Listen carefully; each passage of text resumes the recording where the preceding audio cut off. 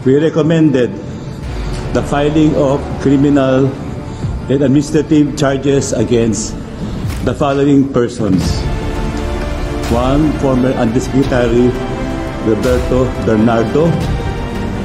Number 2, Senator Emmanuel Joel Jose Villanueva. Number 3, Senator Jose Jinggoy Estrada Ejercito Jr. Number 4, former Congressman Elizalde Saldico. Number 5, COA Commissioner Mario Lipana. Number 6, former Congresswoman Mary Mitch Kahayon Uy.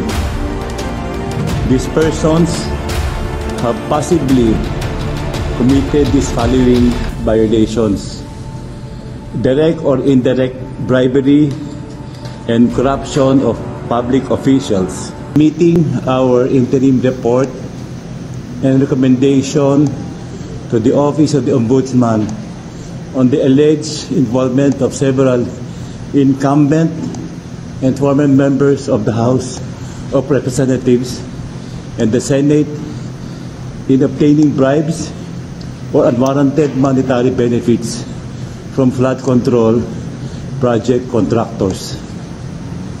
We recommended the filing of criminal and administrative charges against the following persons.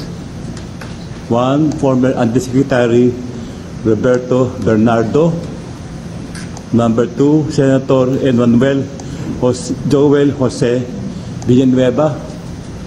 Number 3, Senator Jose Jinggoy Estrada Ejercito Jr. Number 4, former Congressman Elizalde Saldico. Number 5, COA Commissioner Mario Lipana. Number 6, former Congresswoman Mary Mitch Kahayon Uy. These persons have possibly committed these following violations: direct or indirect bribery and corruption of public officials under Articles 210, 211, and 212 of the revised Penal Code. Corruption of public officers under Section 3B and 3E of the Public Act 3019. Plunder as defined and penalized under Section 2 of the Public Act 7080.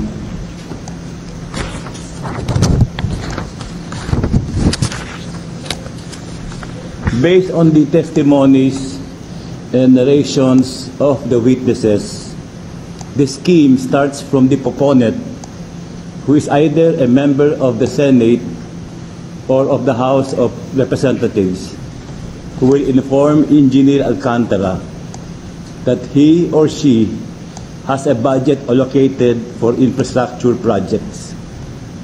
Additionally, the scheme shall always involve flood control projects because the kickback is 25 to 30% and is higher than the kickback from other projects, which is only at 10%.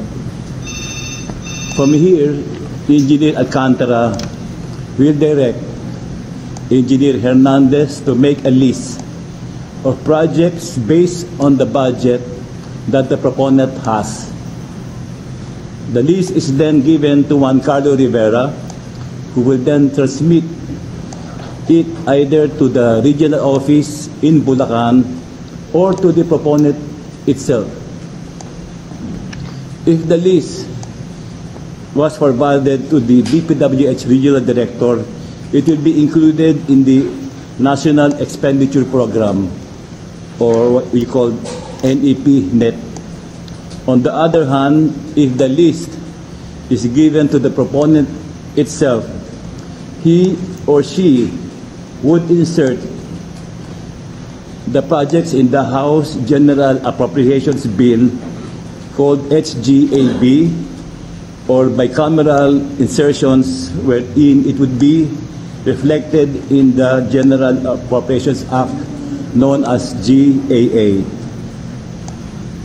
Once the projects were reflected in the NEP or GAA, Rivera would make a summary of the projects, while Engineer Alcantara would then choose the contractors who would then implement the project. This would trigger the payment or obligations or SOP to the proponent. An advance payment of 10% of the budget allocation when the NEP is released, while the remaining 15% would be paid off to the proponent when the GAA is passed.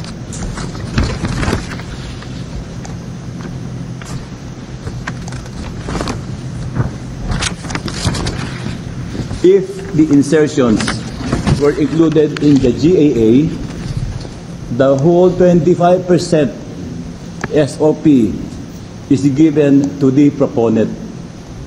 This 25% payoff is advanced by the contractors to ensure that the project will be awarded to them. Their testimonies and affidavits named above-mentioned government officials or former government officials as primarily involved with these violations. With this filing, we remain true to our commitment to the Filipino people. No one will be spared in this fight against corruption. Politicians and government officials will be investigated and charged by credible evidence. Those found responsible will face the consequences and held accountable under the rule of law. To aspiring criminals, crime will not and does not pay. We will continue to investigate, follow the evidence, pursue charges to the very last man involved. Justice will not be delayed this time. This is our promise to our countrymen. Thank you and good morning.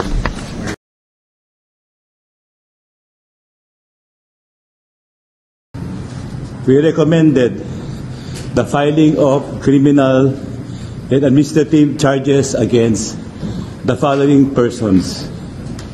1. Former Undersecretary Roberto Bernardo.